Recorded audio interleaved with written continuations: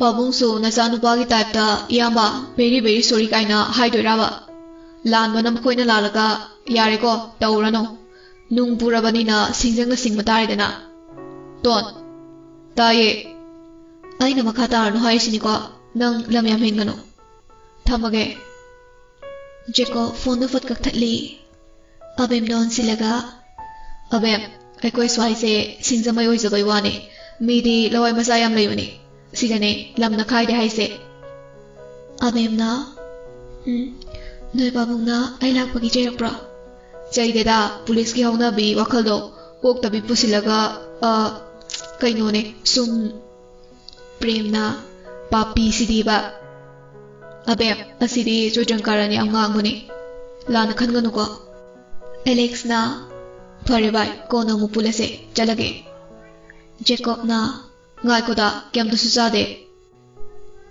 ꯌꯥꯔꯦꯕꯣ ꯅꯪꯒꯤ ꯗꯥꯏꯂꯣꯒꯇꯒꯤ ꯑꯦꯛꯇꯤꯡꯗꯒꯤ ꯑꯦꯛꯁꯟꯗꯒꯤ ꯃꯌꯥꯝ ꯎꯔꯦ ꯄꯨꯛ ꯊꯜꯂꯦ ꯑꯁ ꯅꯀꯣꯏ ꯅꯔꯥꯡ ꯑꯗꯣ ꯐꯖꯅ ꯀꯛꯂꯒ ꯅꯣꯏ ꯄꯨꯂꯞ ꯁꯟꯗꯦꯗ ꯂꯥꯛꯑꯣ ꯑꯣꯛꯁꯥꯒ ꯁꯟꯁꯥꯒ ꯊꯣꯡꯂꯝꯃꯒꯦ ꯔꯣꯀꯤ ꯖꯦꯀꯣꯕ ꯄ꯭ꯔꯦꯝ ꯆꯞ ꯃꯥꯟꯅꯅ ओके एलेक्सना बाय चलुखिगे रोजरना होय बाय अई असोयबौ थिनोके अबेम केमदसु चाद्रि ngasidi कोना अबेम नोकमी तौना धा रोजर चाकसा तोकपगा लाकपनि कोना जारसे होय बाय मतम मते लेहौरो अबेम अखोइनी अदुम चचखरगे अस गेट फाउदी थिनोके एलेक्स नोकमी होय होय रोजरना मबुंग मचंदो गेट फाउबु थिनबिरुरे जेकॉब एलेक्स होय हेक चटखिबगा अहापकोय समसिंग लौथोरई अस हाकचबन लोरेदा रॉकी इरिक प्रेम अहुमदो जेकॉब की वहाई दुनो ई लीना संडे की प्रोग्राम दुना कमदोबा जेकॉब ना कइनो ngasina साउथ की हीरो सारबनिना संडे ना प्लास्टिक सर्जरी तौरगा कोरिया साबा हाइदुने प्रेम ना मथादम साबीबो रोकीना चलुरनो तोदना जेको साब थकपै प्रोग्राम बु चिथा याब्रो हेरा आइना थोप तौगे कैसु खलुनुसे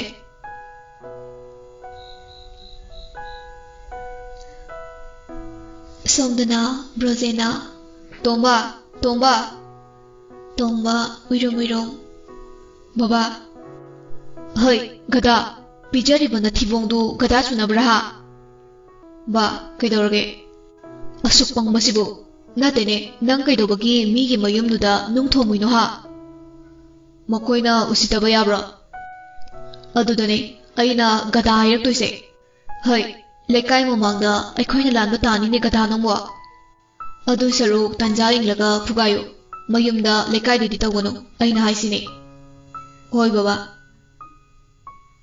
मचा याय मचंगलई मीना वाथी गांगना होरे नंग तौरिसे कइनो हा नमाइदु काइद्रो मचिन मनाव मयामदगी मबु खरा फबा निसा चारबसु ज्ञान खरा ताबा यायमदि इकाइबा खंगी ब्रोजेना अइसु चेरमीबनिने यायमना बाबा फोर करबार तौबा अखोइना लानबने मीगी इमुंगदा चगत हौरनुको हाइबि हौरिसिने तुंगिसु खरा खलो हुनरदि लेतुंग वातबने मीसुको एसपी ने ओरिदो अदुगा मचानुपा तोंबा तोन हाइदुसु साथीबा ngangniko तोंबना कइनो अखोइसु इचिनाव मंगाने मखोइगी पोके दोक्सिंदुना उसितबा याब्रा याइमना नंग नरिल लेरदि लंपाक्ता मचानुपा तोंबुदुगा फुनौचो गम्ब्रेंगो कई कानबदा अफाव सारदना अंगांग ओइरसु मीदिने मसा मौ फये अखोइदौना निसा सुसादिए तोंबना मवालौदेदा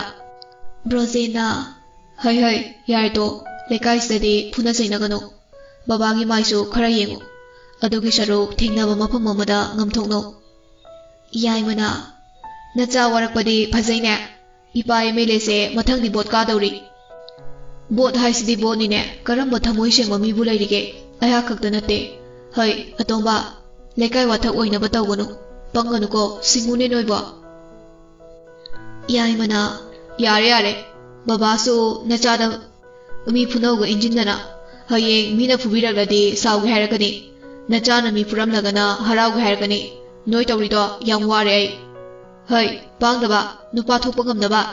Nangdi nathibong yudo thaklagane tumucho. Hoi hoi.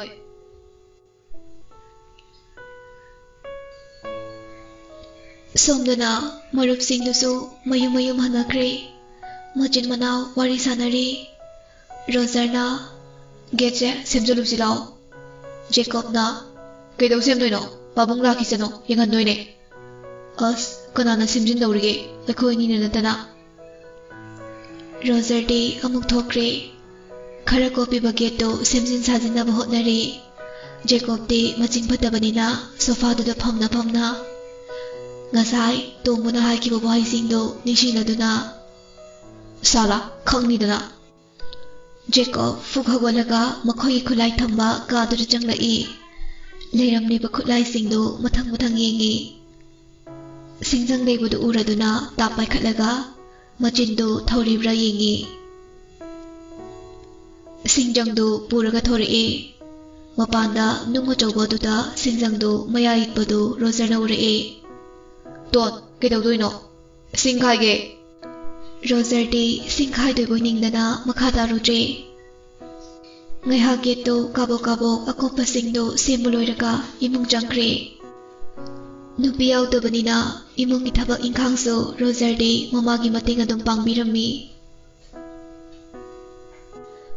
Imungi kaino thabak khara loisili.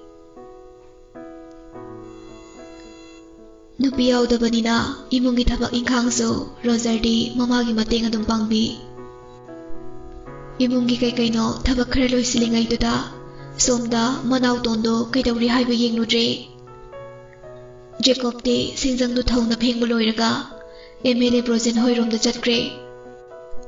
Roger na as samkoigase thoina lairi maline. Don samkoigase hundokrage yarbo. Mamaga pabungaladi nang wang hangmuna loirniba.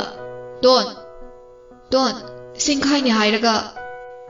Roger manau nupa leiboy ningdana wangang jaribani. Kemta khumlakdrabaduda mapan thorai. Kaida muk chakrage masina. Gate kanna hanglaga roki chelai. Sor thabet holaga. Isen Roger ngakna ibai kedorge. Bacho Brojen hogi geto tona singjana yanbagi security ga phuna hore. Lekai ahal gaina khamawe. Roger amukke henanga e. Hawjitale hobudubu kyam thuna chatlinoba. As adu hairaga masen mabai kana chelai. Jacob kanna nawalode noina khoigi gate thugaibadi habraha. Security na aikhoina nakhoigi kai thugaikrage. Khangdrade tumina layo minaisa. Nangangang ni usitabu tawno. Nupidagi ahal angang loina mahay tinarakle. Ahal singduna so Jacob puchairami. Ahal amana asumna migi ge thugai basidi nang supate dana. Pupo makhoigi macha dato muna akhoigi ge to nungjang thongokpadi yabra. Nupi amana ibungo noi babungla ladi nangbu phubi batarine. Manarurano toglase. Ngasaida tongmuna nogi geto nung thomena warina dangairi. Ibem halso prabla e. Hai ton nangmuna pataradi soidina phubi batarine.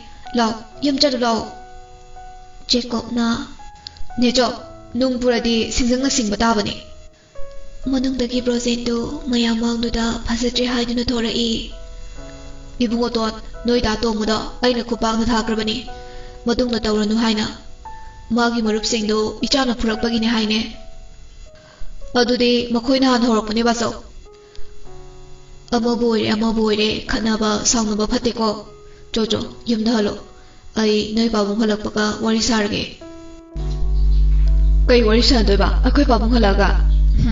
Baso nagun khangiko yam hongna roise. Kemta haidabida Roger na makhutto samlaga chingi. Jacob na kaino. Roger saurai hoi mai haide Jacob da khakpak na setlang na thai. Aduga mukso makhutto chinglaga puki. Jacob so sawandaba mayamudu sauri khanbana hoi mai haidabi adum chakre. mahai mahai chibon ngangnaraga mayum da hanjinakre. Roger seko mayum changlai. Roger sauna nang busing khai ni hairamdai ne adu kai dorge nang makha taba lekai kumai oinaba asyamna pamni se kaigino makoi no usitaba yabra. Roger sangalai nang kyam sangalai bamino nang kari oirige ha tanja duda Sunita sanglai hai kai dongnaragi ne. Roger na hango nacha phajabasida. Roger sauraga magi kada kakhatkre. Nongta saujadaba Roger na saurakpada ubada Sunita macha tonda yenglai. Kaigino nayamana saurise hangmuro nangna kaidauruge sinjangsina kaige ibem halsulai hai ton nangna ngangina nangna ranma taniko matung adumna tawnu. Sunita di kemta khangdabanina inama kaidauba yaurge. Jeko mani chawbida yenglaga ingit tawi. Sunita machada fat yenglakpada makut thangkatpada ubada kaino hairone nang mi funarubra waraktaba macha nang mi khatnarubra. Sangsilaga mamana kupakna thai nachinjo kumo kai tumina lairino. Sikop sauna furo halo nawalak laga amusu fuda walam gini noi mayamgi kangdrum ne aise nang nakari mathung chapa thabak tawkhrage nang warakpada migi macha gyan takre hoi ai mathung chadi phati sikraga noi kapirakano matang matam chadana sikinaba noi bo aina pokra I matumdagi aswana chawnaba hotnarakpane napana machentanaba pokpa machani noi ibem halna Sunita yarise to muna noigi getse nungna thomla ena Jacob khatna khibani aduda adum tumina leiramadi wase makata na roidabani mana mu singjangna ne tada brojin hoigi keto singjana yaru ramale adaya mu khatna batari na mayamna khangdokpani dana jingdaga pukhibani pharese makata ranu. Sunita na is nangna mu lamon khumuri ne ba ichadi hero nina kaya danu nang siba aibu kamay nang sige nang se ay da sizaninge. Jacob na ho patabayo na sizakrage. Sunita sauraduna chandangi macha nang dahalage. Macha nupa tondo purami amadudi lepagadum lay ibem hal na kamdo yi yari mi Sunita nang wo. Sunita do sofa do pamlaga kaptora I Aina noida mi punaw kanaw haina tambi braba aina kay hakige asuk yam na noina gyan ta jibasi kay gino noibo pikna pikni ba angang lo.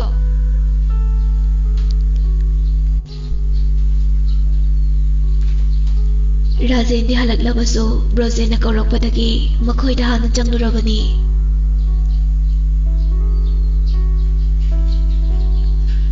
Sauraga mayum na janglai hoy may haide Jacob hek phulba lisai du putorok laga machana padu kanta bahaurai ibem halna haima ai de kamai tawne noibu angang sida sumtai na bi sibu kai ginoba Rajen angang se si batare me.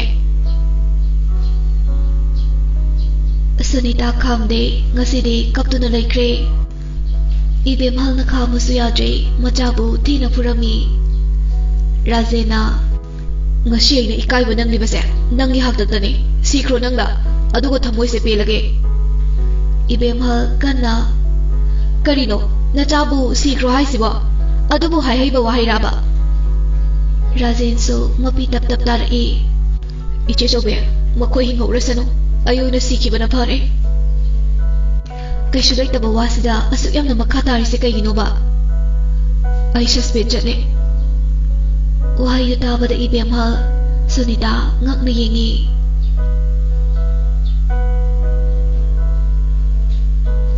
Jacob ngasaidagi purambado hoy may haizadabani mapi tap tarai Pabung kaurakano ay suspend at papamjabadi nang batong na khoiramulaw hairapani ibem hal na ꯏꯁ ꯀꯩ ꯃꯇꯧꯅꯤꯒꯦ ꯖꯦꯀꯣꯕ ꯀꯞꯄꯒ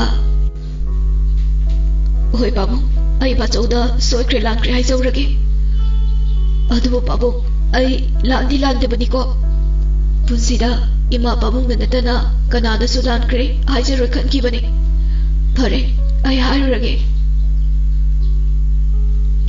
ꯖꯦꯀꯣꯕ ꯃꯄꯤꯗꯨ ꯇꯩꯊꯣꯛꯂꯒ ꯊꯣꯛꯈ꯭ꯔꯦ ꯏꯕꯦꯝꯍꯜꯁꯨ ꯁꯤꯡꯕꯅꯤꯅ ꯇꯥꯟꯅꯔꯛꯏ ꯉꯥꯏꯈꯣꯅꯦ ꯅꯤꯅꯦ ꯂꯥꯛꯀꯦ ꯖꯦꯀꯣꯕ ꯀꯩꯝꯇ ꯈꯨꯝꯗꯦ ꯕ꯭ꯔꯣꯖꯦꯟ ꯍꯣꯏꯗ ꯂꯥꯛꯏ ꯏꯕꯦꯝꯍꯜꯁꯨ ꯇꯥꯟꯅꯔꯛꯏ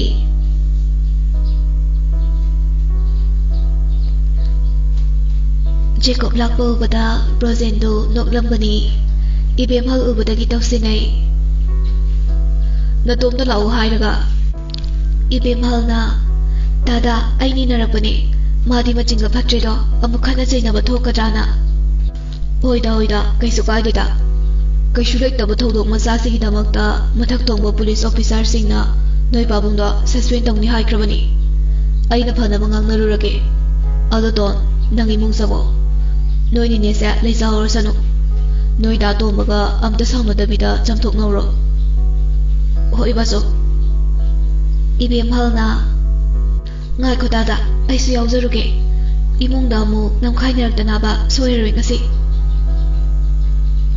ꯌꯥꯝꯅ ꯁꯤꯡꯕ ꯏꯕꯦꯝꯍꯜꯅꯤ ꯃꯥꯁꯨ ꯏꯃꯨꯡꯗ ꯆꯪꯂꯛꯏ ꯇꯣꯝꯕ ꯌꯥꯏꯃ ꯊꯧꯕ ꯂꯣꯏꯅ ꯂꯩꯔꯝꯃꯤ ꯖꯦꯀꯣꯕ ꯍꯥꯏꯐꯦꯠ ꯅꯣꯛꯂꯒ ꯏꯌꯥꯝꯕ ꯁꯥꯎꯔꯤꯔꯣ ꯁꯥꯎꯕ ꯐꯔꯣꯁꯦ ꯑꯩꯁꯨ ꯅꯅꯥꯎ ꯄꯣꯛꯄꯅꯦ ꯈꯟꯕꯤꯌꯨ ꯇꯣꯝꯕꯁꯨ ꯇꯧꯁꯤꯟꯅꯩ ꯍꯣꯏꯗ ꯁꯥꯎꯗꯦꯗ ꯑꯗꯣ ꯃꯇꯨꯡꯗ ꯑꯉꯥꯡꯅ ꯑꯍꯜ ꯁꯥꯕ ꯇꯣꯛꯑꯣꯀꯣ ꯖꯦꯀꯣꯕꯁꯨ ꯅꯣꯛꯁꯤꯟꯅꯩ ꯍꯣꯏ ꯑꯩꯁꯨ ꯇꯣꯛꯂꯒꯦ ꯏꯌꯥꯝꯕꯁꯨ ꯑꯉꯥꯡ ꯁꯥꯕ ꯇꯣꯛꯄꯤꯔꯣ ꯏꯇꯩꯃ ꯐꯖꯕꯤ ꯑꯃ ꯄꯨꯁꯤꯟꯕꯤꯅꯕ ꯇꯧꯕꯤꯔꯣ ꯇꯣꯝꯕ ꯍꯥꯏꯔꯞ ꯅꯣꯛꯂꯒ ꯅꯨꯄꯤꯒꯤ ꯋꯥꯕꯨ ꯑꯩꯉꯣꯟꯗ ꯂꯩꯒꯦꯅ ꯀꯣꯛꯊꯣꯡ ꯑꯃꯅꯤ ꯑꯩꯅ ꯅꯨꯄꯤ ꯊꯤꯅꯤꯡꯗ꯭ꯔꯤꯅ ꯊꯤꯗꯕꯅꯤ ꯖꯦꯀꯣꯕ ꯋꯥꯈꯜꯗ ꯑꯣꯛꯇꯕ ꯅꯉꯣꯟꯗꯕꯨ ꯄꯥꯝꯗꯣꯏꯁꯦ ꯑꯣꯛꯇꯕꯤ ꯃꯉꯥꯏꯔꯦ ꯁꯛꯁꯤꯒ ꯕꯥꯏꯅꯔꯤ ꯍꯦꯛ ꯃꯥꯜꯗꯅ ꯍꯣꯏ ꯃꯌꯥꯝꯗꯨꯗꯒꯤ ꯑꯃ ꯈꯜꯂꯣ ꯑꯩꯈꯣꯏꯁꯨ ꯏꯇꯩꯃꯒꯤ ꯑꯑꯣꯟꯄꯣꯠꯀꯗꯣ ꯊꯥꯡꯕ ꯌꯥꯎꯒꯦ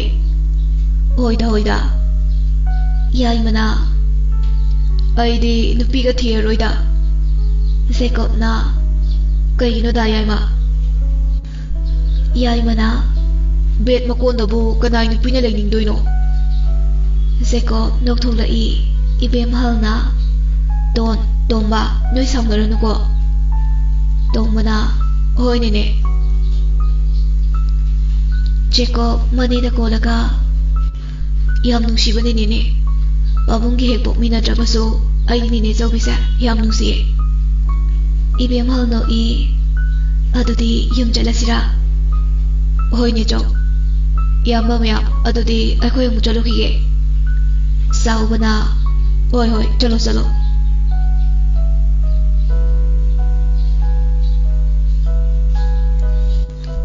ꯃꯈꯣꯏ ꯆꯠꯈꯤꯕ ꯎꯔꯒ ꯇꯣꯝꯕꯅ ꯐꯨꯒꯦ ꯈꯜꯂꯝꯕꯗꯨ ꯐꯪꯗꯕꯒꯤ ꯃꯈꯨꯠꯇꯨ ꯕ꯭ꯔꯦꯛ ꯊꯦꯛꯂꯒ ꯆꯥꯛꯅ ꯂꯩꯍꯧꯏ ꯃꯄꯥꯟꯗ ꯑꯃꯨꯛ ꯊꯣꯛꯂꯛꯂꯦ ꯖꯦꯀꯣꯕꯅ ꯕꯥꯆꯧ ꯆꯠꯂꯨꯈꯤꯒꯦ ꯕ꯭ꯔꯣꯖꯦꯟꯅ ꯍꯣꯏ ꯑꯗꯣ ꯕꯥꯆꯧꯅ ꯈꯔ ꯐꯅꯕ ꯃꯔꯛ ꯊꯠꯂꯒ ꯍꯣꯏꯗ ꯕꯥꯆꯧꯅ ꯐꯣꯟ ꯇꯧꯈ꯭ꯔꯦ ꯊꯦꯡꯀ꯭ꯌꯨ ꯕꯥꯆꯧ ꯅꯦꯆꯧ ꯆꯠꯂꯁꯤꯔꯥ ꯍꯣꯏ ꯗꯥꯗꯥ ꯑꯩꯈꯣꯏ ꯑꯃꯨꯛ ꯆꯠꯂꯨꯈꯤꯒꯦ ꯌꯧꯔꯣ